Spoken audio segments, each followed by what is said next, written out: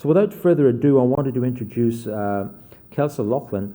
Kelsa is a clinical nurse at Children's Health Queensland, where I work. And Kelsa is going to talk with you about Dream Big, Act for Kids. And I'll let her introduce herself, this body of work, and then take some questions from you at the conclusion of Kelsa's session. Thank you.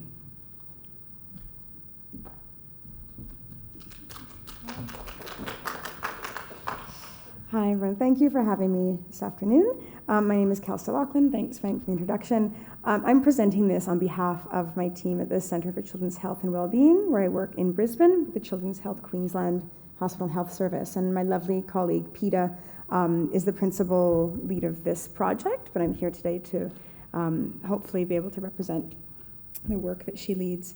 So the project is called Dream Big, Act Big for Kids. Essentially, it's a knowledge translation tool that we've been using starting this year, and it's on building the capacity of frontline staff to address the social determinants of health and patient care. Click. It's not clicking. I'll use the mouse, maybe. There we are. So where I work at the Centre for Children's Health and Wellbeing, it's a multidisciplinary team that is part of the Child and Youth Community Health Services Division of Children's Health Queensland Hospital and Health Service.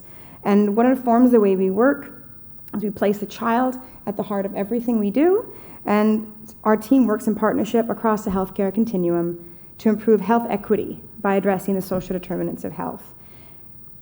So how we do this within our organization is through three means: clinical services redesign, research and evaluation, and organizational and workforce development. And so the project I'm going to talk today about, which is the Dream Big, Act Big for Kids, is focused on this third one, the organizational and workforce development. So it's about addressing the social determinants of health through building the capacity of our organization and our workforce. So why was Dream Big, Act Big developed? Well, it all came down to the social determinants of health. As we know, I'm assuming all of us that are at the conference would understand there's a large body of evidence that underpins irrefutable and powerful link between social circumstances and a person's long-term health and well-being outcomes. The social determinants of health are the strongest predictor of health and well-being. Poor access to the social determinants of health can double a person's risk of chronic disease and premature death, costing an average of $2.76 billion in healthcare expenditure per year. So the human and fiscal costs of the social determinants of health have recently spurred greater interest and investment by healthcare services to help ameliorate poor social conditions at the front lines of patient care, often where people are at their most vulnerable. So despite promising opportunities for addressing the social determinants in frontline patient care, research and conversations with our own staff and our health service, including doctors and nurses, they may require further knowledge and support, and some are even requesting it, to increase their confidence in how they can consider and address the social determinants of health underpinning their poor patient health. So based on evidence in the literature and feedback from our health service, our team created a project plan for addressing the social determinants of health. And so the overarching aim of the project is to address unmet social need and improve health outcomes for Children's Health Queensland children and families. So we developed 4 objectives to meet this goal, beginning with the bottom in blue to improve staff understanding of the social determinants of health, all the way up to establishing policies and systems that support staff to help address the social determinants of health. So the Dream Big, Act Big for Kids is really part of like a suite of strategies to help meet the needs of the first 2 objectives of the project. So really to help improve staff understanding and staff awareness. So this was developed in part with integrated care to make sure it was part of the integrated care strategy of our organization. And so in green there, the ARC is the enablers of integrated care, and the Dream Big project really is focused on the capacity building enabler of the integrated care strategy. So what is Dream Big, Act Big for Kids? I've told you why we've developed it, but what is the project? So like I've said, it's a knowledge translation tool. It's something that we put out as an electronic educational publication for all of the professions that work in our service with children. So it was disseminated to all of our staff, which is over 5,200 people, went to their email inboxes, as well as 119 subscribers external to Children's Health Queensland. The publication covers a range of interconnected topics, in addition to the social determinants of health, health equity, and the first 1,000 days. But our first edition that went out in the middle of this year was on ACEs, so adverse childhood experiences and toxic stress. So on the publication has a very strong focus on application to practice. So the articles are as relevant as possible and relevant to everyday practice in a Queensland context.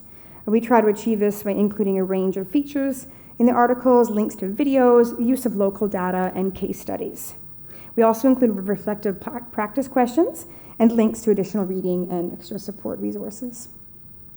And the articles are really driven by our organization's core values, so they're really written to be hopeful, collaborative, inspirational, while promoting imagination and innovation for practice within all of our different teams that work in our service. So with the electronic resource, the publication, we also have 2 extra resources that go along with it, and one of them is this roadmap. So this helps to enhance the innovation and application of new ideas. And so every article comes out with one of these roadmaps, and it has 6 different steps. So first, people are to follow along, and number 1 is just have a good read, get familiar with it. And each roadmap is bespoke to the article topics and includes each step for each, but if you can see up there, have a read, like it says, get familiar with adverse childhood experiences. So each roadmap was bespoke to each topic. So the first, have a read. Number 2, share it with colleagues that may not have got familiar with it yet. 3 is to reflect on the topics and practice questions, both individually and encourage in a team. Number 4, imagine and develop and try out some new ideas in your teams and service. 5 is about getting to the point where you maybe can create or join a community of practice that we help to facilitate, both within our organization and outside, and that helps to support, share, and innovate together. And lastly, number 6 is the important point of celebrating the wonderful work that some teams are already doing, and the small steps that our organization can take to better enhance our care. And the second, so the extra resource number 1 is the roadmap, and the second one is this plan on a page. So this is a template that our organization has available to everyone in the organization. It's a little planning document, and so the template's really useful. Most of us have used it for many different projects, but this is great. We provide it to staff that's kind of just partially filled out, and the rest is blank. So it allows staff to capture the problems they may want to solve, evidence to support the issue, and the aim, scope, target group, estimated benefits, cost, and time for implementing any new ideas or projects. So this is something that we've found has been great. Teams have had some good feedback on using that. Our evaluation plan. So before we implemented the Dream Big, Act Big publication, we developed a robust logic model and evaluation plan so we could capture the quality of our process and effectiveness of our strategy in relation to our objectives. So the evaluation uses a non-experimental single group post-test design and includes 18 overarching evaluation questions. Some of the key measures that we've used include staff understanding, staff confidence, changes to practice, policies, and models of care. So data collection methods, we use several methods, and the main 2 are 2 electronic surveys. The first one focused on measuring quality. It's embedded within each Dream Big article. And the second survey is on measuring outcomes, changes in knowledge, changes in confidence and practice, and this is sent out to Dream Big, Act Big readers after the 4th and 8th issues are released. That will be in the future, because at this point we've released 1 edition so far. Process data for the numbers and types of readers are collected and analyzed using Vision 6. That's the platform we use to disseminate the articles. And we also really encourage the sharing of stories from different teams in each article, and we hope to use some of those stories as qualitative data in our evaluation. So this is a bit blurry, I think, this one, but this is what our kind of one evaluation sheet would look like based on our first edition of Dream Big. So this is the feedback. So the second one is due to come out in the next month or 2. This was just from the first one on ACEs and toxic stress. Feedback was really, really positive. I think our whole team is really happy with how positive the feedback was. The professional background, that is very blurry, but the majority of the feedback, the majority of people who filled out the evaluation were from allied health and nursing. small numbers in medical and admin. Out of the 5,221 email inboxes it was sent to, we had a 67% open rate, which was almost 3,500 people who had opened it. And in response to the question, did we help you learn something new? 88% either of participants in the survey either agreed or strongly agreed that we helped them learn something new. And the qualitative feedback from that question was overwhelmingly positive. People were saying how powerful it was, how informative, thought-provoking. It was challenging, but also really inspiring. I think for a lot of people too, the ACEs and toxic stress topic was new for some people, and for other services it was not new, but they were so glad it was getting out there. And so when we asked the question, do you plan on implementing changes, even small changes of what you learned today, 88% responded yes, they do plan to implement changes. And some of the qualitative responses talked about what they would like to share with teams within the organization and without.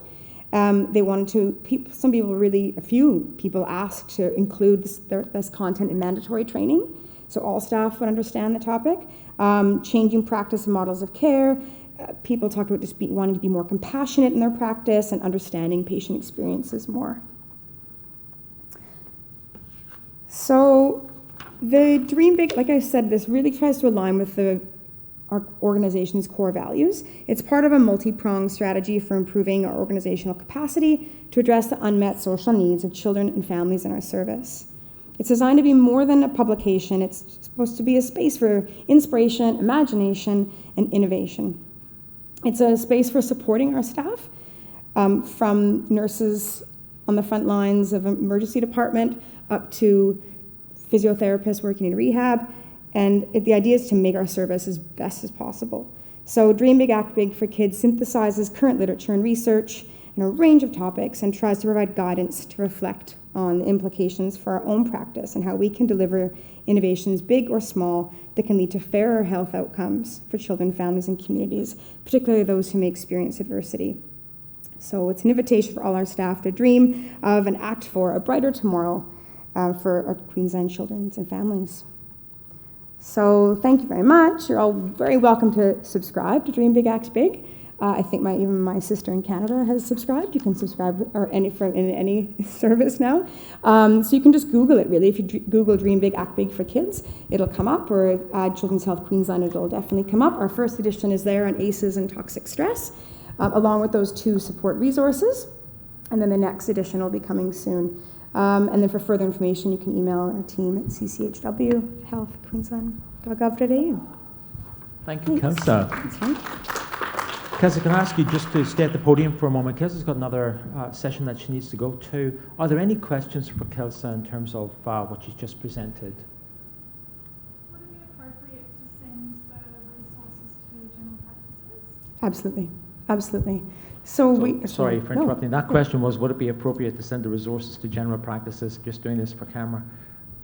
Yes, absolutely. It was written for all health disciplines, but I think it would be absolutely really relevant for general practice, 100%. Yeah, and I know that what came out of it was some services wanted more information on ACEs and toxic stress, and they wanted some ACEs education, if I'm calling it now. And as an example, one department in our hospital, the emergency department, has asked for further ACEs education. But what our team did was we've just tailored it for the physicians in emergency, because the Dream Big, Act Big was quite general for any discipline, or even admin staff with no clinical background. But when we're doing education for, let's say, the registrars in emergency, we throw a bit more kind of neurobiology in there and stuff. So, but it can be tailored depending. But I think general practices would love it. Absolutely. Yeah. Great question. Any other questions or comments for Kelsa? Kelsa, I'm just going to make a comment really. And look, I'm a little bit biased given that it's the organisation that I'm part of. But thank you, and thanks to the team. I know that you're presenting this work on behalf of a number of colleagues. Mm-hmm. One of the things that we wanted to do was to reach out, as part of the quadruple aim, was to support our workforce and provide them with knowledge, resources, and soft entry to health system literacy. Because we have this sense that as a workforce, we should know it all, and we should be across the whole of the system. But the reality is, for most of us, because we're working in specific areas or specialties, that's often not the case. So the team took on this challenge and did a fantastic job. Please join me in thanking Kelsa for a great presentation.